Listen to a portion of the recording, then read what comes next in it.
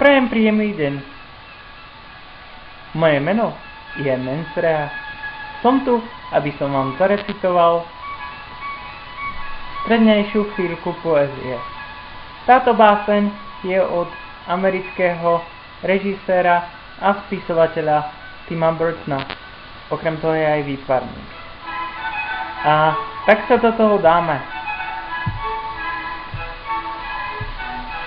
Báseň, ktorú budem recitovať, sa volá Robot Boy. Bude po anglicky a text básne, v prípade, že by jej niekto chcel rozumieť, bude v komentári k tomuto videoblogu. Prajem vám príjemné počúvanie. Mr. and Mrs. Smith had a wonderful life. They were a normal, happy husband and wife. One day they got news that made Mr. Smith glad. Mrs. Smith would be a mom, which would make him the dad, but something was wrong with that bundle of joy. It wasn't human at all, it was a robot boy. He wasn't warm and cuddly, and he didn't have skin. Instead, there was a cold, thin layer of tin. There were wires and tubes sticking out of his head. He just lay there and stared, not living or dead. Caligula. Mali sme miernu hádku a strašne sa tu chcel zúčastniť, ale nechcel som mu to dovoliť a teraz mi robí naprieky. Dobre, no Caligula, povedz ahoj. Ahoj. Spravíme to tak, Caligula. Keď budú nejaké vstupy od niekoho iného, tak to budeš robiť ty, dobre?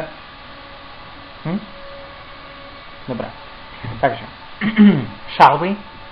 The only time he seemed alive at all was with a long extension cord plugged into the wall. Mr. Smith yelled at the doctor. What have you done to my boy? He's not flesh and blood, he's aluminium alloy. The doctor said gently, what I'm going to say will sound pretty wild, but you're not the father of the strange-looking child. You see, there is some question about a child's gender, but we think that its father is a microwave blender. The Smith's lives were now filled with misery and strife. Mrs. Smith hated her husband, and he hated her wife. His wife, sorry.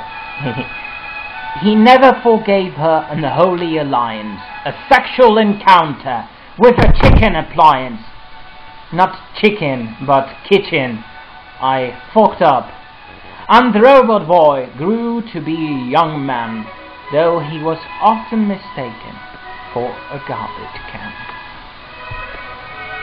Takže, dúfam, že sa vám to ako tak páčilo.